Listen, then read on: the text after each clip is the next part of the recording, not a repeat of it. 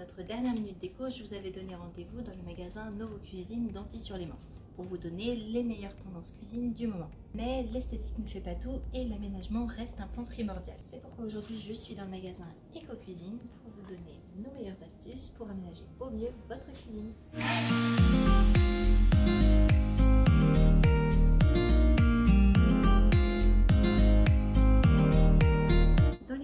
On retrouve 4 configurations principales. Les cuisines en L, en U, en linéaire ou avec un îlot. Commençons par les cuisines en L. On les retrouve principalement dans des pièces assez grandes ou moyennes.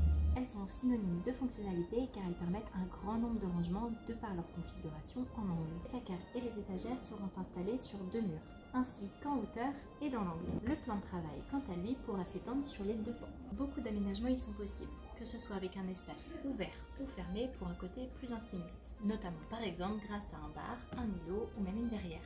Dans tous les cas, il y sera facile de respecter le fameux triangle d'activité, PESACO.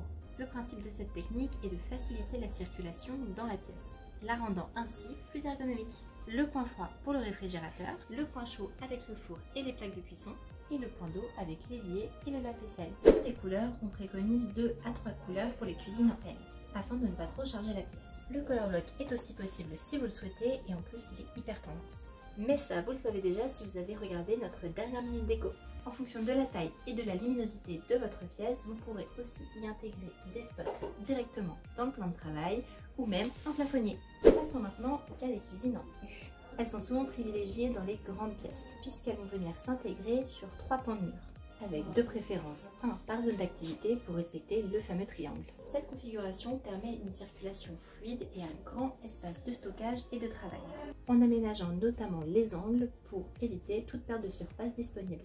Afin que la lumière puisse circuler correctement, faites attention à ne pas la surcharger, notamment en meubles hauts, ce qui pourrait créer une sensation d'emprisonnement. Pour ce qui est des couleurs, on reste dans cette idée de sobriété sans pour autant rendre votre cuisine fade. Choisissez donc une couleur forte ou foncée combinée à une couleur plus claire pour accrocher la lumière. Avant de passer aux 2 configurations suivantes, il est important de vous rappeler qu'avant d'aménager votre cuisine, il est nécessaire d'établir votre budget et de faire le point sur vos besoins. Et oui, un étudiant n'aura pas les mêmes besoins qu'une famille. Il est important de faire des plans 3D afin de vérifier que ce que vous vous étiez imaginé correspond parfaitement à votre pièce. Et pour ça, les conseillers d'Eco-Cuisine sont là pour vous. Qu'en est-il des cuisines en linéaire?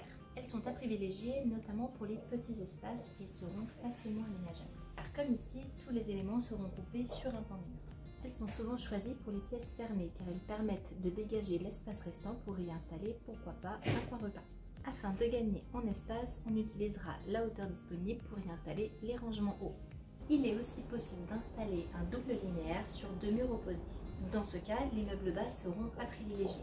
L'aménager dans une pièce de vie ouverte permet d'étendre celle-ci sur la cuisine. Ces cuisines peuvent cependant parfois donner l'impression d'un couloir, car tout en longueur. Si vous souhaitez casser cet effet visuel, on vous explique tout dans une de nos dernières minutes déco en barre d'infos. Pour ce style de configuration, on met l'accent sur les lumières. Sous les meubles hauts, des appliques murales design pour l'ambiance et un plafonnier pour parfaire le tout. Il ne nous reste plus que le fameux tant redouté et pourtant tant apprécié îlot central.